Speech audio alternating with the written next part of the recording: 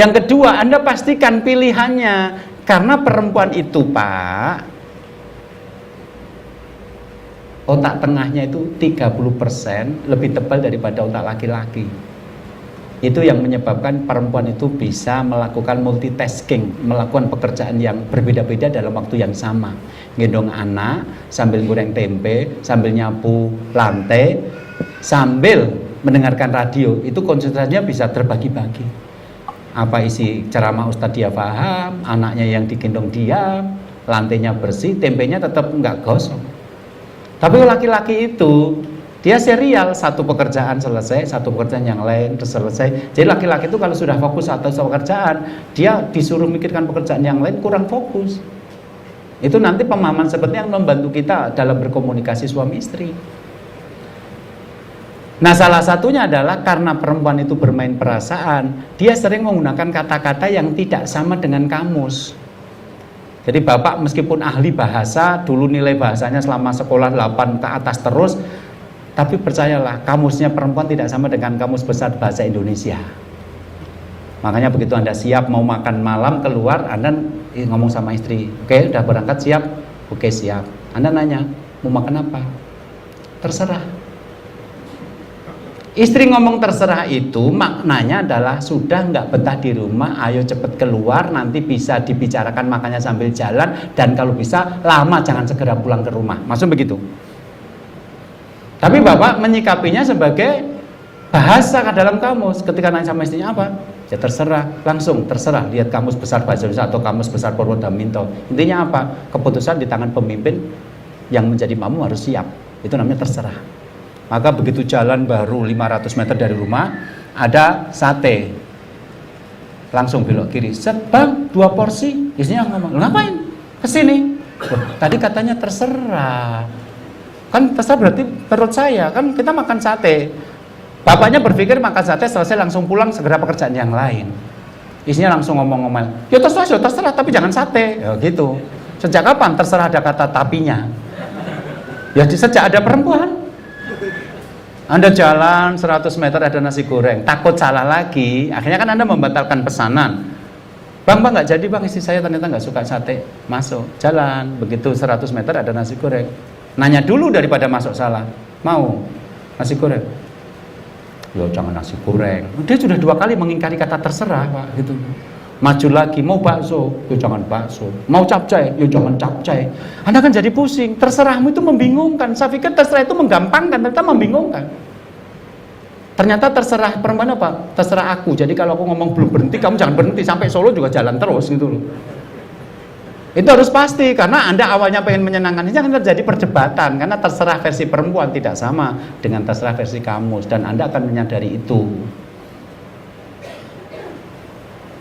Oke, jadi intinya sekali-kali kita boleh kok makan keluar bersama keluarga, menciptakan kebersamaan itu boleh kok, sebagaimana Rasulullah juga pernah melakukan dalam riwayat ini. Oke. Dakhala al-habasyatul masjida yal'abun. Faqala li ya Humaira atuhibbina atanduri ilaihim? Fakultu na'am. Pada waktu itu Rasulullah menerima kunjungan delegasi dari Habasyah.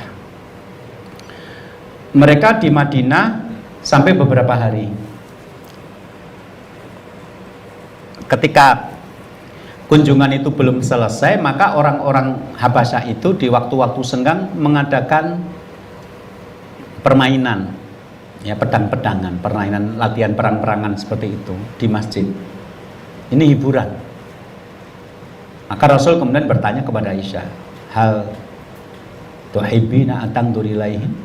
Apakah kamu suka melihat permainan seperti itu? Melihat mereka yang sedang bermain itu? Naam, ya. Maka Rasulullah kemudian bangkit, menutupi pintu, kemudian aku, Aisyah, datang dari belakangnya. Sehingga kedatangan Aisyah itu tidak mengundang perhatian penonton-penonton yang lain, karena dilindungi oleh tubuh Rasulullah. Nah, selama menonton itu, ternyata Aisyah mengatakan begini, fawadatu dzaqani ala atiqihi fa asnadtu wajhi ila khaddihi. Maka aku melihat pemandangan itu dengan meletakkan daguku di atas bahu Rasulullah dan kemudian kusandarkan wajahku di pipi beliau. Sekali lagi kalau nggak bisa bayangkan nanti tinggal praktek aja di rumah. Bahu mana bahu? Ini bahu. Dagu mana dagu? Taruh dagu di bahu itu. Kemudian pipinya nempel. Ya wajahnya Aisyah yang mung itu nempel di pipi Rasulullah. Itu dalam cerita yang lebih panjang Rasul nanya, sudah? Belum. Udah berapa saat kemudian Rasulnya? Sudah? Belum. Sampai 3 kali, sudah? Sudah. Jadi nonton pertandingan itu, kalau orang sekarang bilang so sweet gitu. Kenapa? Dagunya Rasul, dagunya Aisyah di bahu Rasul, wajahnya Aisyah di pipi Rasul. Itu kalau difilmkan nggak ada yang bisa merankan loh. Karena menempelkan satu pada yang nggak kelihatan kan nggak boleh Rasul diwujudkan. Aisyahnya mungkin bisa jadi pemainnya lah, Rasul siapa yang mainkan? Tapi begitulah Rasulullah ketika di rumah, beliau suami gitu loh artinya.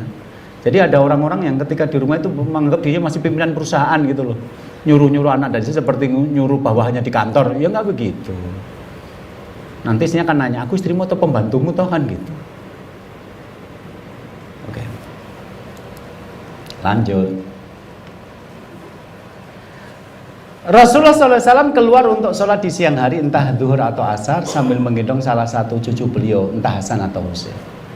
Kemudian ketika sujud, beliau melakukannya panjang sekali. Lalu aku mengangkat kepalaku, ternyata ada anak kecil berada di atas punggung beliau.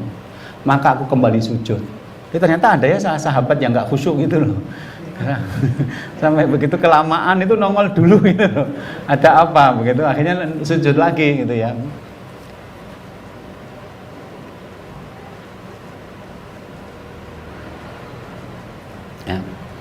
Kemudian setelah selesai sholat, orang-orang bertanya, ya Rasulullah, Anda sujud lama sekali, gak akan mengira sesuatu telah terjadi atau turun wahyu? Maka Rasulullah menjawab, semua itu tidak terjadi, tetapi cucuku ini menunggangi aku dan aku tidak ingin terburu-buru agar dia puas bermain.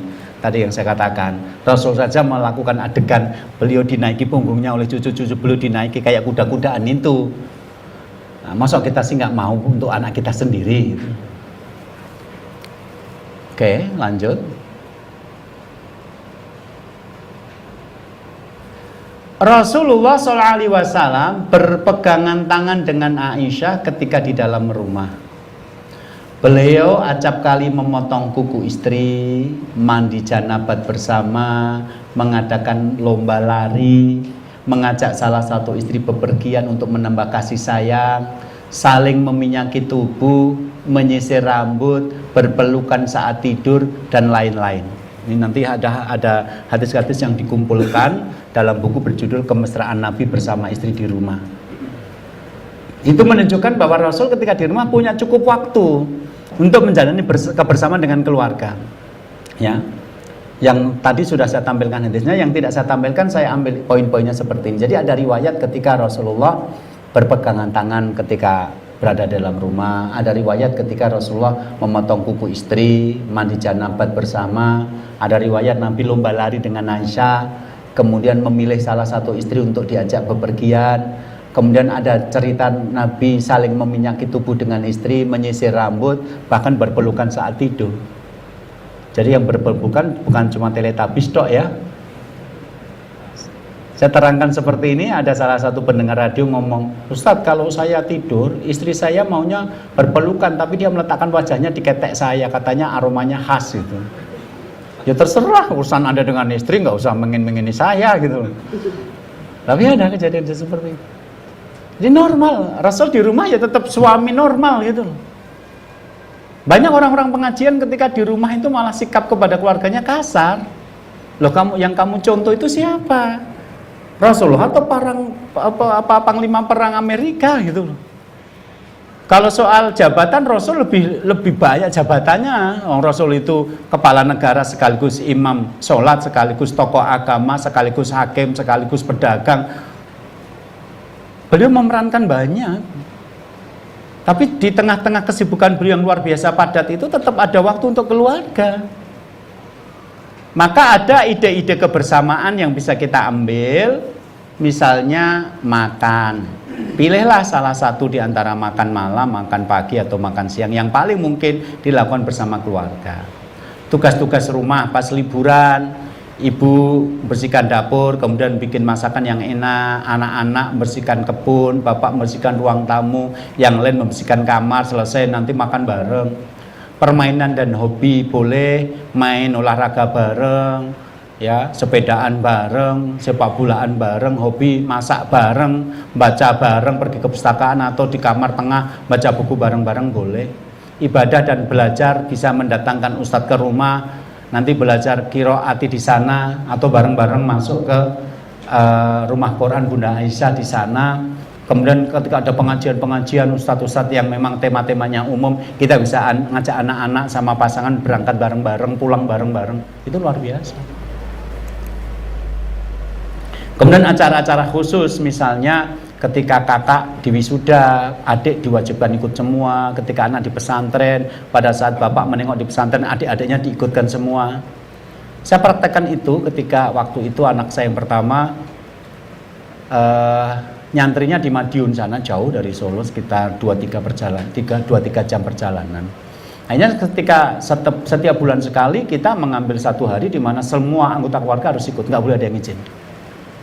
Nah, sepanjang jalan kita lihat pemandangan, ngobrol-ngobrol, nanti sampai ke Tawangmangu, kalau di sini ya kayak puncak gitu, dingin gitu.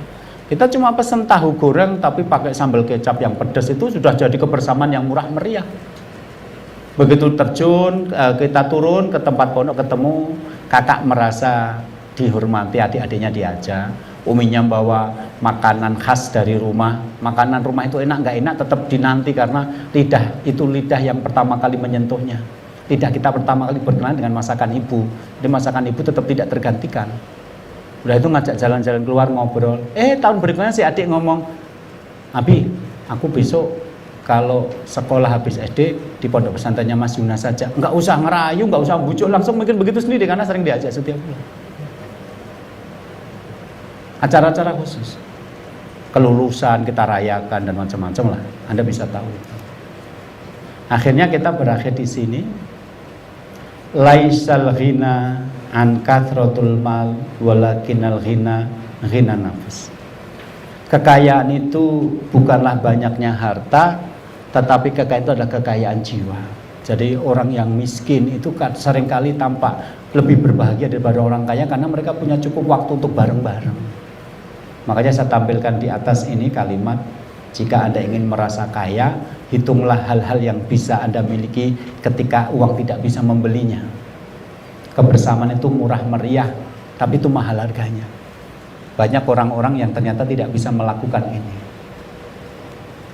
Ini materi kita, rencananya saya 2 sesi, ternyata cukup 1 sesi sudah selesai.